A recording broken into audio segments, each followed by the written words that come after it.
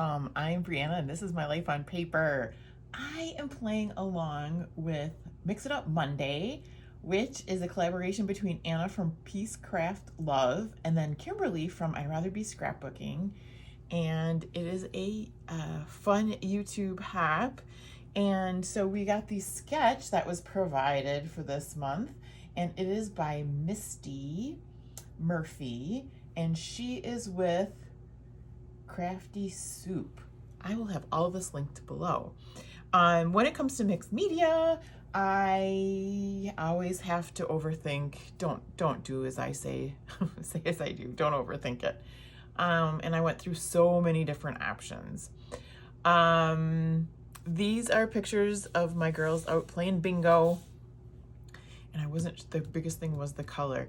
So you see those three strips going horizontally in the sketch. And right off the bat, I picked up this background page, and then I've already cut out the strips because I didn't know how easy that would be. But I gotta tell you, once you cut the first one, you flip it and you just keep cutting them out. So this is what I got, and I like it. These pictures are gonna go like this and like that and something like this. And at first I thought I would use these, something like this. This is a stencil butter. These are Vicky Bouton, it's like a texture paste. And I like these colors, but I wanted something more vibrant. But actually when you see what I picked out, it necessarily isn't more vibrant. My second thought was, once before I did kind of a resist where you use this Vicky Bouton, it's iridescent glaze. You use this with the stencil, and then over the top I used watercolor. Then I pulled out my watercolor and I still didn't know what colors I wanted to use. The other thing is I couldn't figure out my stencil. So for the colors, I went to Pinterest and I pulled, I just searched for color combination palette type thing, and I came up with these, and I only need 3. But if you take a peek at this, I had picked this out the first go round because I thought it matched with this. This is very similar to that, so I could stick with these 3 colors, which again, I wouldn't necessarily call bright, but I sure like how they go together. And I think that's what I'm gonna do. Now, with the stencil, I have stencils. You go through them all. You don't know which one you want to use. You go through them again. I was thinking bingo balls, like when you pick the number, the balls that go through the tumbler. And I have one that it looks more like bubbles, and I have different ones, and I couldn't decide. So then I went to Cricut, and I looked to see what different stencils I could make. And I thought, what about a zebra print? You know, they're girls, it's fun. So I made my own stencil, which is darn near almost as big. In fact, I could make it so that the ends just end up off the ends. So this will be perfect. So this is what I'm gonna do for each of the strips. And then I think I'm gonna use these, which will be watered down. And then I will just need embellishments for a round and a title. So what I'm gonna do next is speed stuff up, and you will see it in bits and pieces because things have to dry, but that's my crazy thinking behind how I got this far so far. So hang with me as I explain to you what I'm doing. So I have a lot to learn when it comes to mixed media. I used this red cardstock because it was a good thick cardstock, and I had a million pieces of it. So I thought, oh, this was great. You know, it doesn't matter which cardstock I use. So I'll just use this red one that I have a lot of. And then you'll see me putting it on really like frosting. Being very careful it was not going to move on me. So each time I'm picking up my fingers, I'm making sure I'm not taking that stencil with me. I haven't really used texture paper or a cardstock stencil before, so this was first time for me. And then also using this Vicky Bouton, it's iridescent and very sparkly, and I don't think you can tell in the final product what that it actually is that iridescent. So if I would do this, I would totally do this in the future, but I think I would just stick to my white texture paste because and save this for more special where you can see the iridescence on it. So I'm being kind of careful not to get I'm trying not to get under the stencil and to make sure I hit every spot but not lay it on too thick either. And it's goes along well here for a while.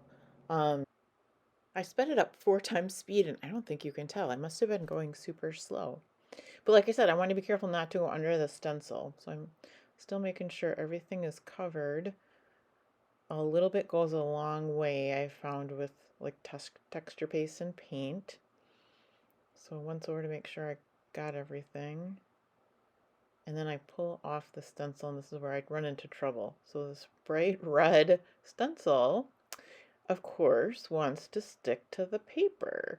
And I wasn't super worried. I knew I was going to paint over the top of it. You can see a little bit of orange red there. I did end up, after I turned off the video, go back in with a Cricut weeding tool and pick some off. But again, I think I used the pink on this one. We'll have to see in the next part, but you can't see it at all in the end. So I tried this stencil. This was just regular white cardstock. It did not work. It shredded. So I went into the specialty paper and it was nice and thick. So I used that for my stencil, and then I did the other two and it worked beautifully. It did tear the paper a little bit, and sometimes you can see it when I do the paint. But it gets covered up with the photos and everything, so it's not like you could even pick it out if you knew it was there. So there's that pink that I knew I wanted to use, and the blue. And this is going to take a while to get all the paints together, and I have a couple paint brushes. There's the yellow. And then I do water it down right away. I'm going to just take my water spray bottle and water that paint down because I do want more of a watercolor look. So here's brush number 1.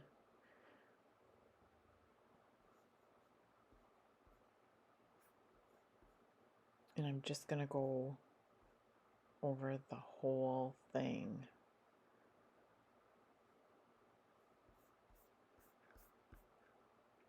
And as I water it down more, the better I like it.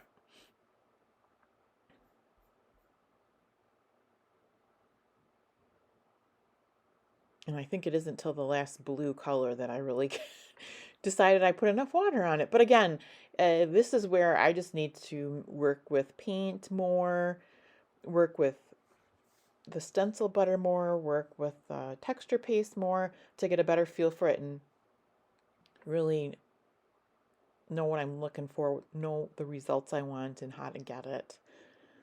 I am super happy with this layout in the end, so I don't know that I would change really a thing with it other than starting off with the red cardstock. So, and again, I'm making sure I got every spot. I don't want to miss anything. There's that pretty mustard color. And then I put my mustard color into my pink as I'm trying. This is where I'm like, oh, it's kind of a resist, right? Like I should just wipe this off and you can see the iridescent. It doesn't happen that way. And there's I go, oh no, I've got yellow on my pink. Let's start over with some more pink. I've got plenty of paint. So get that watered down again. This is a kid's paintbrush too. I couldn't find my paintbrushes today, so I just grabbed what I found. This makes it very easy to cover the whole surface when you got this big brush. And really the important thing was with it is just use enough water to kind of water it down to be a little more translucent then. More pink paint. So make sure you check out everybody. Actually, it's a playlist down below. Mix It Up Monday. This is where they give us a sketch the first last Monday of the month, and then the second Monday of the following month is when we do the hop. And anything you can use anything as far as texture mixed media goes. So texture paste, foil, paint, ink, spray, gesso, thread, stitching. The sky's the limit. But I will have the playlist listed below then for everybody so that you can see everybody's take on this sketch. Here goes the blue. And I keep putting more water, and I keep putting more water, and I keep putting more water, and I keep putting more water. And it goes on really thick. Again, just try it out. See how it works. Learn for the future, right? I mean, learn as you go. I think even after this, I squirt more water, and that's when I finally fall in love with it. Not that I don't love it. I love all of it. Yeah, this is a really fun hop in that there's no, I could have stitched this. You know, you could use a spray. You don't have to. Everyone should be looking very different on this one. And this, I do like this sketch. You don't have to use mixed media with the sketch, obviously. You can use patterned paper too if it wasn't a mixed media hop. This is where the consistency I finally get down to. I'm like, this is what I wanted in the first place, but it all looks good. I make a little bit of a mess here. I'm almost done painting, and then I can start putting it together. And they're fun colors. I was hoping it wouldn't look too much like baby colors, and I think at the end you can tell it's more classic colors. So here is it done, and I pulled out a different background paper and then used the one I had originally thought was going to be the background paper to use as mats. So I'm going to keep the mats all the same for each of the photos, which complements the background. It's a little bit lighter, and again, it's a little bit mixed media-ish looking, but it's got that nice variation that worked behind the photos, but I wasn't excited about it as a background page. So, and then here's where I go into my color stashes. I pulled out this, I have to find a word for it, aqua, teal, whatever it is, green, blue color. And that was not the color I wanted. I wanted that blue color. So I go back into my blue bin. I grab some stuff from my pink bin and my yellow bin. And then this is where you see me go through all of it. And this is my normal process. So see what I can find. I was so excited to find these pink flowers. So I know this might be really super old school, but I think I've been buying any kind of old flowers off. Those yellow ones are close to my heart from when I started being a consultant a bunch of years ago. So anyway, pink and the yellow, and then I pull in some blue flowers. The one flower is going to be just a little bit different in that I have a small yellow, so it's going to have a bigger blue. But that gets to go on the middle strip and change it up a little bit. So there you go. And then the little one just needed a little bling, so we'll get that in there too. But I go through all my bins looking for the perfect blue, pink, and yellow things. I had the yellows separated out a while back when I did a monochromatic yellow layout, so all the yellows are easy for me to grab. If I punch things from cardstock and I don't end up using them, those go into my color bins. So I pulled out all these blue circles, and I'm pulling out a lot of things that I won't use as well. But I just want to make sure I have enough. And actually at some point in here, I figure out I don't have enough, and I go back in and dig some more. Here's the yellow stuff. I do find some good things in there. I like that tag. It says in the details, I believe, or the details, and it matches that yellow and the green, so I get really excited about that. I'm just looking for little tags or anything tucking pieces. Oh, and there. So that pink thing in those labels, the pink thing with the flowers, does that not match like every flower I just pulled out? Super excited. It's one of my oldest things I have. Those tags that say sisters on them, they're actually dated 2004. And I was just talking about how some of my oldest stuff is probably from 2004. Actually, now that I found those, I bet I have something for a couple years that are older. Here's where I go pick out a little gem for the middle of that flower, because the other two have pink gems, so that one needed one too. And then I'm going to get things moved off to the side so that I can get things placed.